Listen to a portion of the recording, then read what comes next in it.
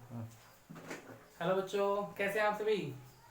आज हम बेटा थर्ड चैप्टर का सबसे इंपॉर्टेंट क्वेश्चन करने जा रहे हैं जो बोर्ड के लिए बहुत ही इंपॉर्टेंट है और एग्जाम में 100% आने के चांसेस क्वेश्चन के बेटा। और ये आपका एग्जाम्पल नंबर 19 है थर्ड चैप्टर का। बोर्ड में ये क्वेश्चन सेम तो नहीं, बट आपकी डिजिट चेंज होती है, क्या पता क्वेश्चन सेम भी आपका बोर्ड में आ जाए। ठीक है बच्चे, और इस क्वेश्चन को समझने के लिए आपको थोड़ा सा ध्यान से पढ़ना पड़ेगा बेटा, लाइट ना लें, बहुत ही इंपॉर्टेंट क्वेश्चन है। अब इस पूरे क्वेश्चन को रीड करते हैं बच्चे एक बार। ठीक है बेटा, ओके देखो बच्चे, ए boat goes 30 kilometre up stream. एक नाव है जो वो 30 किलोमीटर अप स्ट्रीम जाती है and 44 kilometre down stream in 10 hours. यहाँ पर आपका फुल स्टॉप होता है तो हमारी फर्स्ट इक्वेशन यहाँ पर खत्म होती है। पर क्वेश्चन में आपके दो वर्ड आपके नए आए हैं, एक आपका अप स्ट्रीम और एक आपका डाउन स्ट्रीम। ये दो वर्ड पहले आपको समझने, क्वेश्चन को बाद में पहले इन दो वर्ड की मीनिंग समझते हैं कि अप स्ट्रीम और डाउन स्ट्रीम का मतलब क्या होता है। अगर मैं हिंदी की बात करूं तो अप स्ट्रीम का मतलब है आपका धारा के प्रतिकूल, ये प्रॉपर हिंदी है बेटा, धारा के प्रतिकूल। अगर मैं डाउन स्ट्रीम की बात करूं तो इसका मतलब होगा बच्चे धारा के अनुकूल। धारा मतलब पानी का बहाव की बात कर रहे हैं हम, यहाँ पर हम पानी की बात करेंगे, हवा की बात नहीं कर रहे हैं। ठीक है बच्चे, तो अब थोड़ी बात करते हैं कि up stream down stream. Simple है कि होता क्या है, देखिए फॉर एग्जांपल ये आपकी नदी है और ये आपकी छोटी सी नाव है जी। ठीक है, यहाँ बैठे हैं आप। अप स्ट्रीम का मतलब है कि आपको जाना इस तरफ है और पानी का बहाव इस तरफ है। आप जा इस साइड, आपकी नाव जा इस तरफ रही है और जो पानी का बहाव है वो किस साइड है बेटा, इस साइड।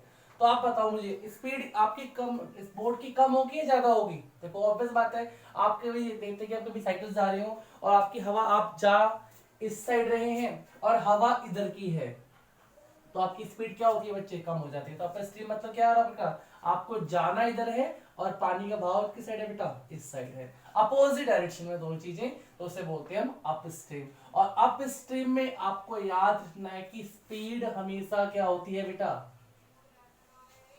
माइनस, कम होती है।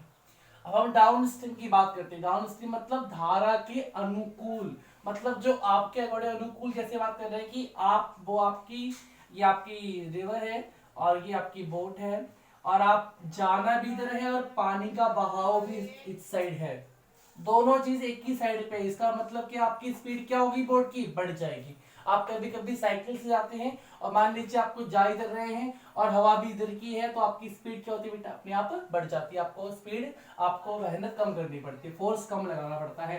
तो उसी की बात कर रहे हैं कि यहाँ पर अप स्ट्रीम और डाउन स्ट्रीम क्वेश्चन आएगा तो हमेशा जब भी आप याद रखें, जब भी आपका स्पीड वाला क्वेश्चन हो, हमेशा क्वेश्चन को टाइम की फॉर्म में इक्वेशन कन्वर्ट करनी होती है।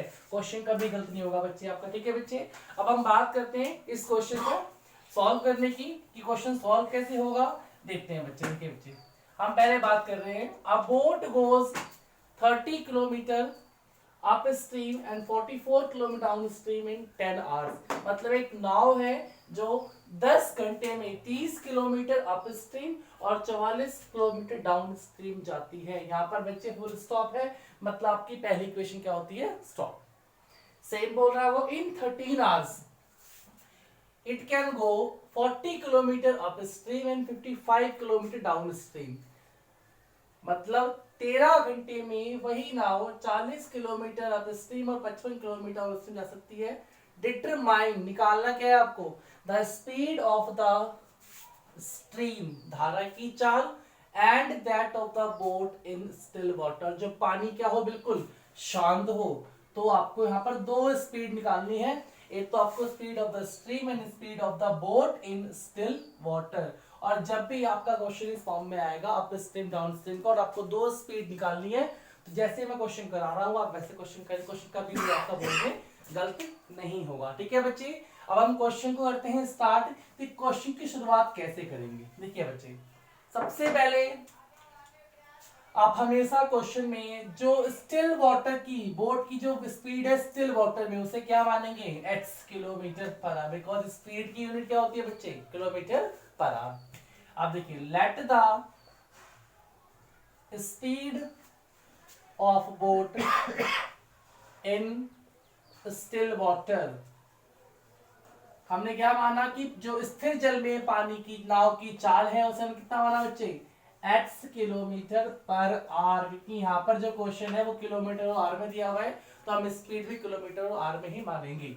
अब उसके बाद आपको मानना है स्पीड ऑफ स्ट्रीम, मतलब धारा की चाल। क्या माने बच्चे हमने, y किलोमीटर पर आर।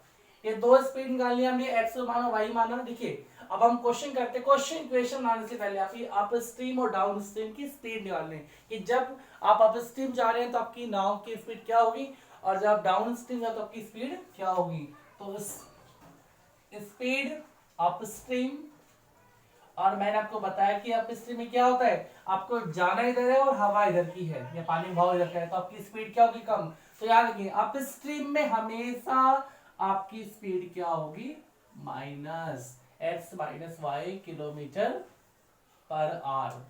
और अगर हम डाउन स्ट्रीम की बात करें तो बच्चे आपकी स्पीड क्या होगी, हमेशा प्लस, बिकॉज आपकी बोट जाना इस तरफ है, आपको पानी का बहाव भी इस तरफ है, तो आपकी बोट की स्पीड क्या होगी, डबल स्पीड, तो स्पीड बढ़ जाएगी आपकी। तो ये हुआ आपका x plus Y kilometre per hour. अब हम इक्वेशन कैसे फॉर्म करें, ये देखिए। अब मैं आपको, जब भी क्वेश्चन स्पीड वाला हो आप हमेशा क्वेश्चन को टाइम की फॉर्म में कन्वर्ट करेंगे, टाइम की फॉर्म में बनाएंगे। अगर मैं टाइम का फॉर्मूला आपसे, टाइम का फॉर्मूला क्या होता है बच्चे, time is equal to distance upon में स्पीड। क्लियर बच्चा, समय बराबर दूरी बटे में चाल। अब हम टाइम करते हैं, हम क्वेश्चन में रखते हैं, ठीक है। हमने लिखा time taken to cover 30 kilometre upstream. अगर हम अप स्ट्रीम जाते हैं तो कितना टाइम लगेगा, टाइम निकालना है। टाइम का फॉर्मूला क्या होता है, डिस्टेंस अपॉन में स्पीड। डिस्टेंस कितना है बच्चे, 30 किलोमीटर, और अब स्ट्रीम निकाल रहे हैं हम, अप स्ट्रीम, तो अप स्ट्रीम की स्पीड कितनी है बच्चे, x माइनस वाई। ये आपका वो टाइम आ गया जब आप अप स्ट्रीम जा रहे थे। सेम आप time taken to cover 44 kilometre down stream.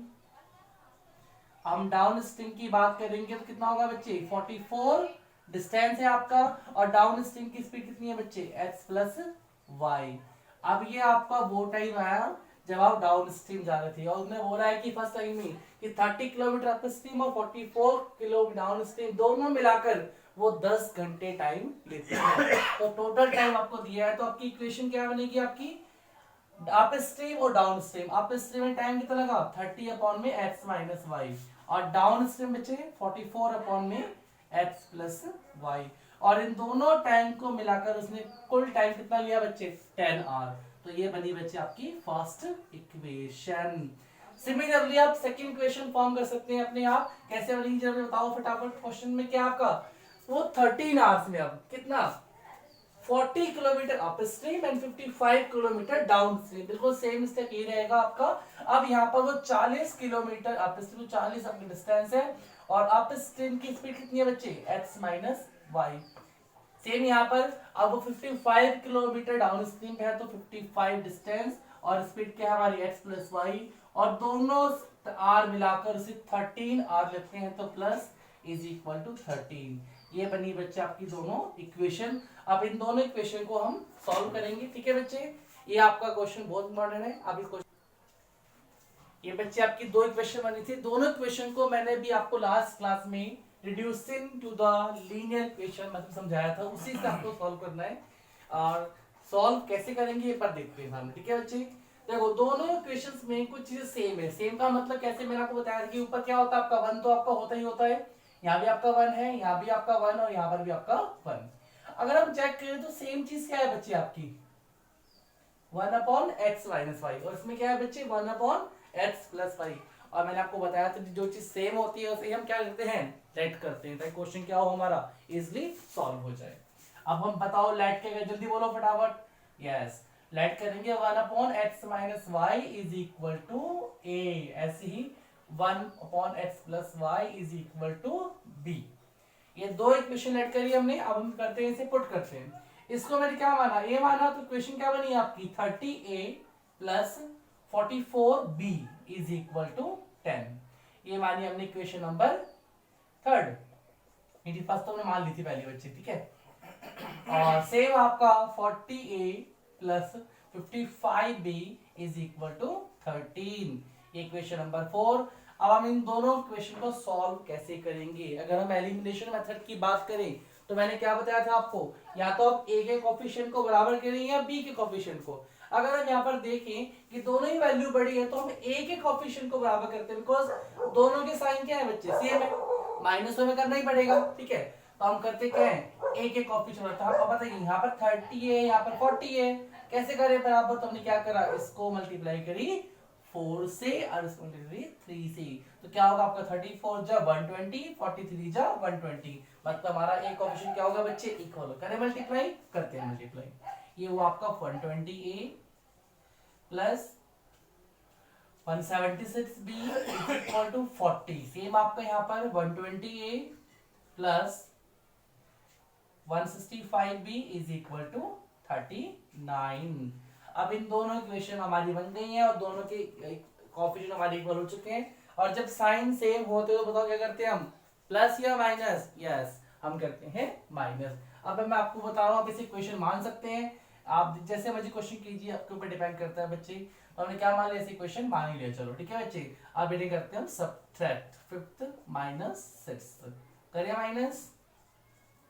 देखिए बच्चे क्वेश्चन बहुत ही इंपॉर्टेंट है, बस आपको ध्यान से समझना है, इजी क्वेश्चन है, लेंथी है बट आपको ध्यान से बेटा प्लीज, बोर्ड के लिए बहुत इंपॉर्टेंट क्वेश्चन आपका ये।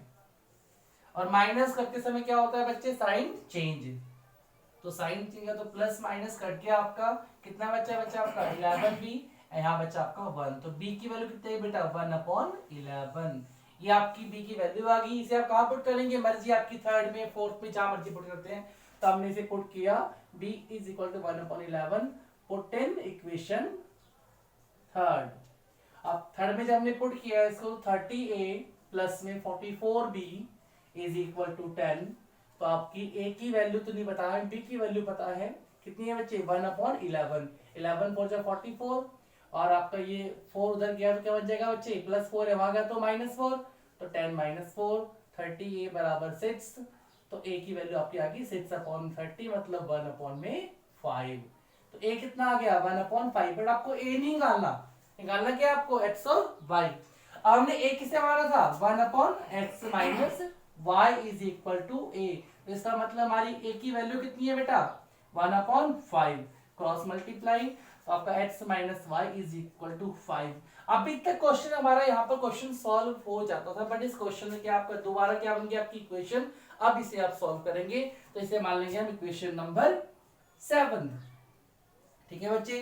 सेम आपको यहाँ मानना पड़ेगा b की वैल्यू में, तो x plus Y is equal to b, और हमने b की वैल्यू कितनी है बच्चे 1/11, तो x plus Y is equal to कितना आ गया आपका 11, और ये बनी आपकी इक्वेशन नंबर 8, ठीक है बच्चे।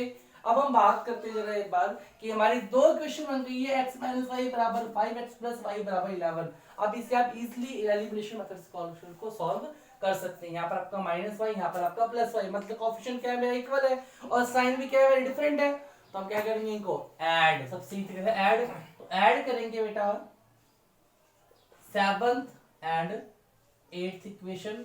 ऐड करने पे क्या होगा हमारा, x minus Y is equal to 5, x plus Y is equal to 11, और ऐड किया तो हमारा क्या माइनस प्लस कट गया, तो 2x इज इक्वल टू 16 और x इज इक्वल टू 8। हमने इसे पुट किया, इक्वेशन नंबर कहाँ पुट करिए बेटा, क्या तो 7th में या 8th में, 7th में पुट किया तो हमारा आंसर कितना आया, x माइनस 5, x की वैल्यू 8 माइनस वाई बराबर 5, minus Y is equal to 5 minus 8, तो आपकी वैल्यू कितनी है बेटा y इज इक्वल टू 3। अब आपकी दोनों वैल्यू आ गई जो आपको फाइनल आंसर था, x इक्वल टू 8 और y इक्वल टू 3। अब हम इसको जरा सॉल्व, अब हम इसे लिखना कैसे है आपको, बिकॉज आपने क्या निकाला आंसर, आपने x किसे माना था, स्पीड, स्पीड क्या है, speed of boat in still water, और स्पीड हमेशा की यूनिट क्या होती है आपकी बेटा 8 किलोमीटर पर आवर, ठीक है बच्चे, ठीक है बच्चे। उसके बाद हम क्वेश्चन को, इसलिए आपका लास्ट स्टेज क्वेश्चन का ये, और स्पीड ऑफ स्ट्रीम की बात करेंगे, तो ये आपका आंसर आया 3 किलोमीटर पर आवर। ये बेटा आपका आंसर। क्वेश्चन लेंथी था बट कॉन्सेप्चुअल क्वेश्चन है पूरा, और बोर्ड के लिए बहुत ही इंपॉर्टेंट क्वेश्चन है। तो आपको ध्यान से पढ़ना है, रेक्टाफिकेशन नहीं मारना बिल्कुल भी। और फिर भी आपको क्लियर नहीं होता तो आप मेरे पर्सनली क्वेश्चन पूछ सकते हैं। इससे संबंधित मैं आपको 3 से 4 क्वेश्चन भेजूंगा जो आपको होमवर्क करने हैं। और this was very important topic. ठीक है बच्चे, इसे आपको ध्यान से पढ़ना है। ठीक है बच्चे, ओके बेटा, थैंक यू सो मच।